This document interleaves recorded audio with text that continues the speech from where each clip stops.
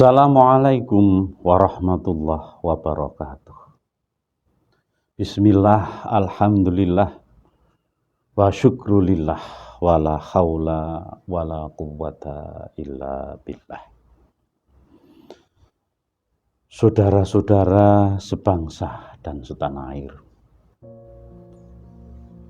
bertemu kembali dengan kami Hajuddin Alwi bersama kru For Good Secang Magelang, Indonesia, yang pada episode kali ini akan mengemukakan sebuah judul yang cukup ekstrim, yakni rakus.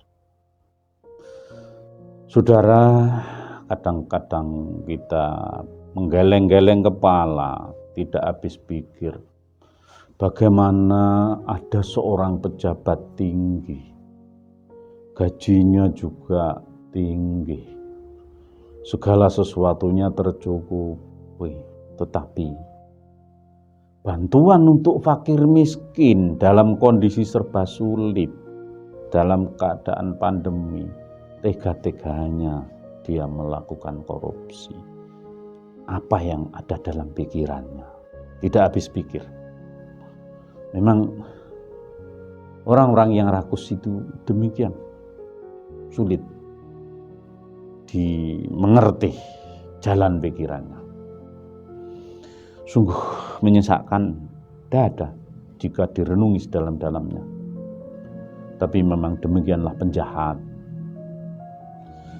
Ternyata tidak hanya maling ayam di rumah nenek miskin yang sudah renta, atau penjamret pada ibu muda yang hamil tua. Tak peduli. Kalau seorang penjahat itu peduli, punya empati, ya tidak jadi dia menjamret. Perbuatan koruptor dan lain-lain itu yang senada biasanya dilatar belakangi oleh sifat rakus. Jabatan meroket, gaji selangit, tapi miskin nurani. Sehingga dalam perhitungan kalkulasinya selalu merasa kurang. Akhirnya gelap mata. Padahal akibatnya pasti sengsara hidupnya. Ingin hati memeluk gunung, tetapi justru badan terhuyung-huyung. Apapun kelasnya, predikat rakus dapat dialami oleh siapa saja.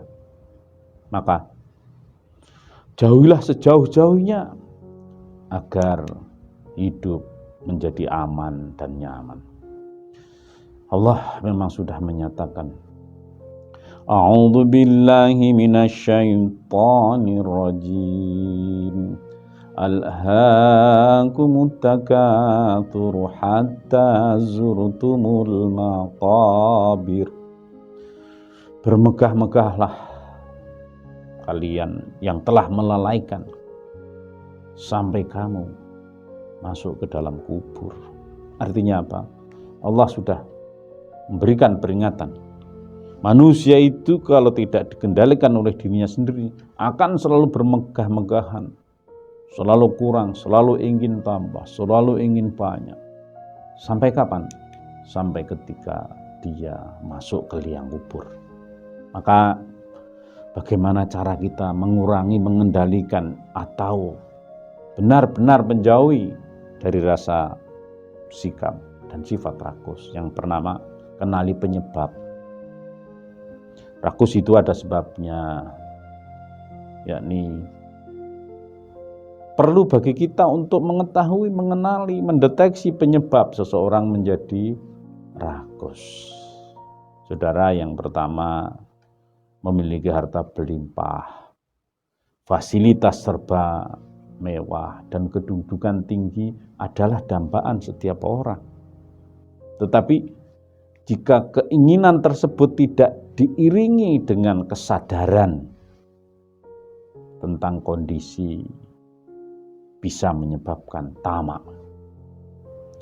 Nabi mengatakan, "Lau anna ibni Adam wadiyan min dhahabin ahabba ayakuna lahu wadiyani walam yalau fahu illa turab Nabi sudah menyatakan bahwa kalau toh seseorang itu mempunyai suatu lembah emas, tetapi dia pasti masih menginginkan 2 lembah emas yang lain. Sungguh,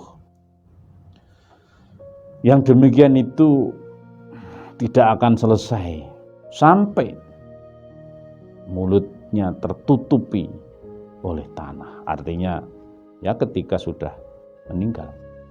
Maka sifat rakus ini karena apa? Keinginan-keinginan yang selalu terus kejar mengejar berada di dalam pikiran. Maka kenali dulu bahwa manusia bawaannya memang demikian. Yang kedua, kehidupan ini harus disadari bahwa selalu berada dalam keberagaman kombinasi. Ada yang kaya, ada miskin, ada pejabat, ada rakyat, ada yang lemah, dan ada pula yang kuat. Maka semua itu sudah didasarkan ketentuan Allah Subhanahu wa Ta'ala.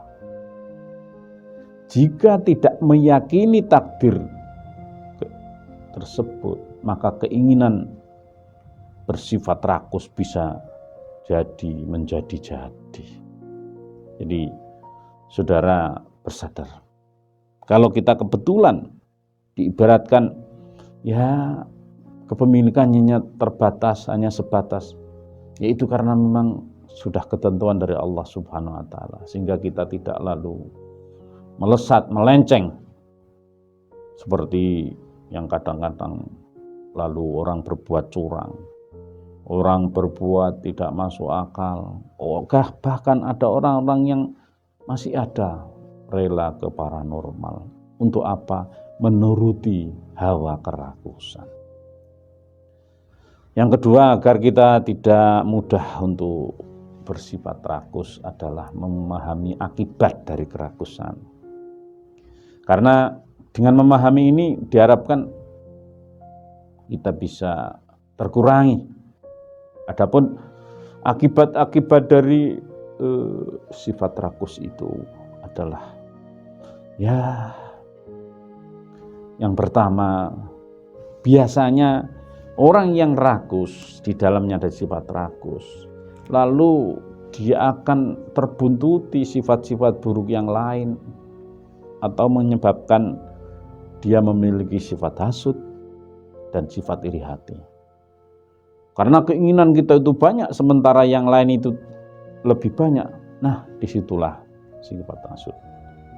Yang kedua, orang yang rakus itu cenderung bersifat buas, bengis, intoleran, bahkan tega melakukan sesuatu dengan segala cara. Ingat, kalau kita contohkan koruptor, dia itu sama sekali sangat bengis.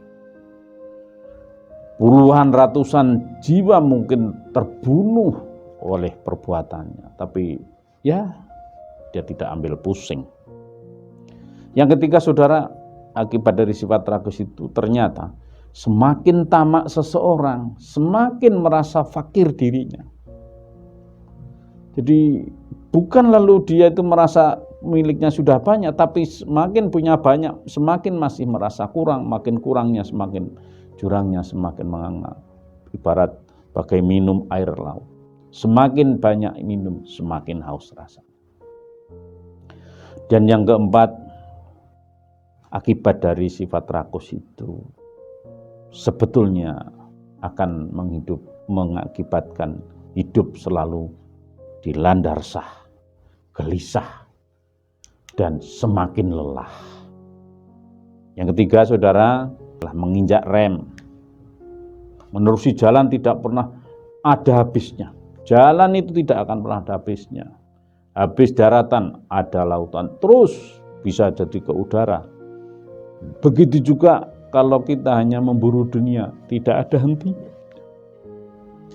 Sudah punya uang 5 miliar, masih kurang banyak, dan seterusnya, dan seterusnya. Dan jika keinginan tersebut tidak dikendalikan, maka hidup ini sebetulnya merasa seperti dikejar-kejar. Oleh siapa? Oleh ulahnya sendiri. Oleh karena itu, salah satu solusinya adalah menginjak rem. Yang pertama, selalu mempertimbangkan halal haram, maslahat dan madaratnya dalam setiap mengambil keputusan. Sehingga basicnya, dasarnya, sandarannya itu syariat. Tidak bual kedual asal banyak sudah diambil, tidak mikir ini, tidak mikir itu. Yang kedua, angan-angan ini harusnya dikendalikan. Jangan sampai kita terjebak pada panjang angan-angan. Karena angan-angan yang dibiarkan biasanya liar. Dan keliaran angan-angan itu makin berangan-angan, makin jauh dari logika nalar. Maka kuncinya syukuri apa yang ada. Tentu saja setelah ikhtiar. Yang ketiga, tanamkan pola pikir serba sederhana. Segala sesuatu tidak usah bercita-cita yang berlebih, tidak usah yang setinggi gunung, tidak usah yang seluas sedalam lautan, tidak usah. Yang real saja. Tubuh kita ini itu ada batasannya, ada tulang belulang, ada kulitnya, ada sosoknya, itu batasan. Maka itu sebuah gambaran. Tapi kalau kita diberikan lebih oleh Allah Subhanahu wa ta'ala, syukurilah. Sebab Allah memang sudah menyatakan wa tuhibbunal mala hubban jamma. Manusia itu memang ya keinginannya itu memilih harta yang berlebih, cinta sangat berlebih kepada harta. Maka jika tidak dikendalikan, kita akan terjebak pada sifat rakus. Yang keempat, saudara, dari menginjak rem ini adalah lihatlah kepada orang kebanyakan. Karena ternyata yang berada di sekitar kita ini ya sebagian besar ya orang-orang yang biasa. Yang kaya sekali ya, misalnya di satu kampung ya paling hanya satu atau dua. Maka kalau sudah melihat kenyataan itu, akan datanglah kesadaran untuk tidak lalu berakus-rakus ria. Yang berikutnya adalah carilah teladan bagi orang tokoh yang luar biasa, tetapi gaya hidupnya sederhana atau biasa-biasa saja. Kaya tapi sederhana, pejabat tapi merakyat. Cara yang keempat, saudara, adalah sadar kapasitas. Manusia sebenarnya berada pada kondisi yang serba terbatas. Jarak pandang kita, daya dengar telinga kita, kapasitas perut kita, itu sebetulnya oleh Allah Subhanahu wa ta'ala ya sudah didesain sedemikian rupa yang serba terbatas. Nah, apabila kita menyadari kapasitas, maka menjadi bijak untuk menjauhkan sifat rakus. Karena hamba yang sebenar-benarnya itu tidak ada daya kecuali atas ridha Allah Subhanahu wa ta'ala. Sadarilah, manusia itu serba lemah. Tidak ada kekuatan, tidak ada kelebihan, kecuali itu memang dianugerahkan Allah kepada manusia. Yang kedua, hidup ini sementara. Sehingga segala sesuatu yang berlebihan hanya akan menjadi warisan. Bayangkan, lebih banyak umur apa yang kita cari daripada yang mencari. Maka kalau warisan itu nanti tidak bermanfaat, sia-sia, nah kita akan menyesal. Maka kesadaran demikian insya Allah akan mengurangi sifat rakus. Yang keempat, sadarilah bahwa semakin tinggi pohon itu semakin kencang angin yang berembus. Semakin kita mempunyai perusahaan besar, banyak karyawannya, semakin banyak uang yang harus dikeluarkan.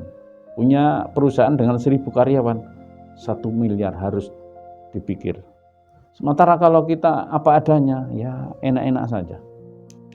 Insya Allah kita juga akan nyaman-nyaman saja, karena akan disesuaikan dengan kondisi yang dimiliki, dengan fitrah yang dikurangkan Allah. Maka saudara, dengan beberapa hal tersebut insya Allah kita lalu tidak terpicu untuk bersifat rakus. Karena sifat rakus itu adalah semu, maya, dan akhirnya akan menyengsarakan. Mudah-mudahan bermanfaat. Sampai berjumpa kembali di kesempatan yang akan datang. Dan mudah-mudahan kita selalu dilindungi oleh Allah, dikarenakan kesehatan lahir dan batin. Billahi taufiq wal hidayah. Assalamualaikum warahmatullahi wabarakatuh.